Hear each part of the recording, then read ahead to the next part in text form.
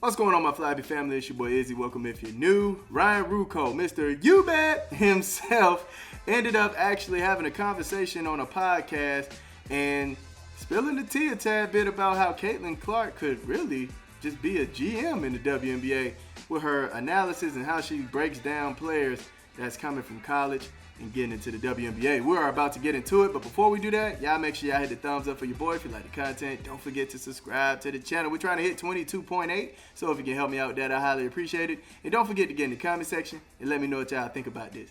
Let's get it. Oh, I mean, Caitlin and I have a great relationship, and I think we built that covering her in college, and I think Caitlin knows that Rebecca, Holly, and I have really taken great care to try and tell her story accurately and build her up to our audience as the great star that she is, and she knows how passionate we are about what we do, and how serious we are about it.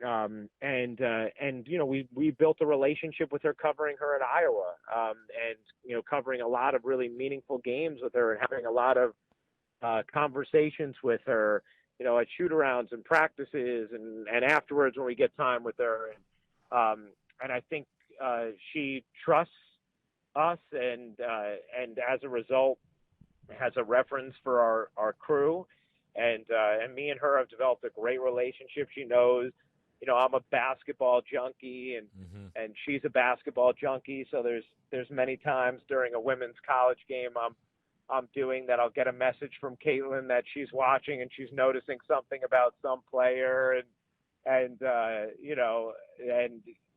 she's projecting how one player is going to do in the WNBA versus another, and she just loves talking the game, and so do I, and so we've really bonded over that, and yeah, it was funny because as she hit that three, like sometimes you develop relationships with different players over the course of covering them, and they'll interact with you at the table during the game in different ways. It was something I always loved about doing games in the NBA as well with AJ, because it would happen all the time. I have different players throughout the WNBA who will do that. Another one who comes to mind is Sabrina Ionescu, and so Caitlin she'll interact with us at different times. And so as she hit that three, she was kind of giving a smile afterwards to us at the table. So then there was a little point back and forth just to acknowledge how ridiculous that shot was, and her once again living up to the hype of that moment. Shout out to Scott for having all the crazy Indiana Fever, Caitlin Clark content, man. The man is going in. Shout out to you.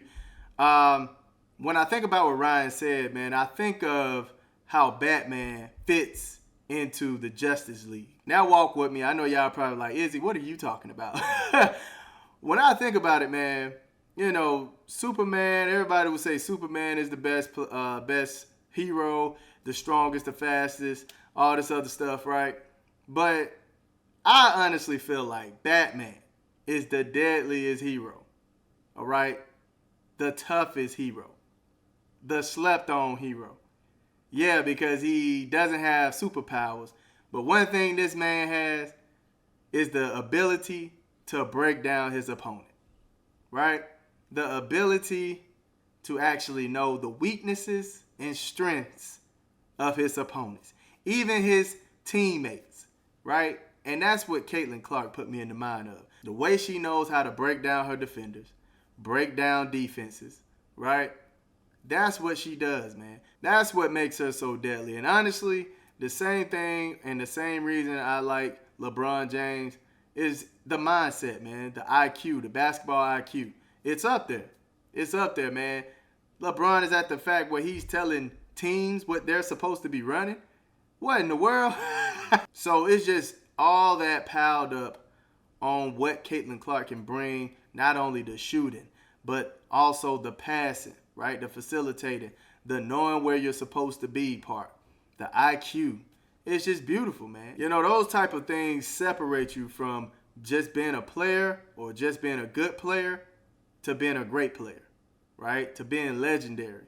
And we're seeing it right before our eyes with Caitlin Clark breaking down defenses the way she does and being such a weapon on the court, man. hopefully as the years go by, they'll have more people that's in the mind space of Holly and Ryan Rucco who doesn't necessarily look at the race stuff and want to talk down and lie about stats and things of that nature. Hopefully we have more people like that in the field, in the space of the WNBA, because right now it's a bit toxic. It's a bit toxic, man. And honestly, I don't think the WNBA spaces will become better until they find people that can fill those voids of unbiasedness, just love for the game, and just talking about the game of basketball. Not always making it about race, not always trying to hide somebody's achievements just to make somebody else feel better. But yeah, I just wanted to share this with you all. Thought it was some cool news. Y'all let me know how y'all feel about Caitlin Clark actually being a GM. Do y'all think it's something that she could do after her career is over? I love y'all. Y'all keep it smooth.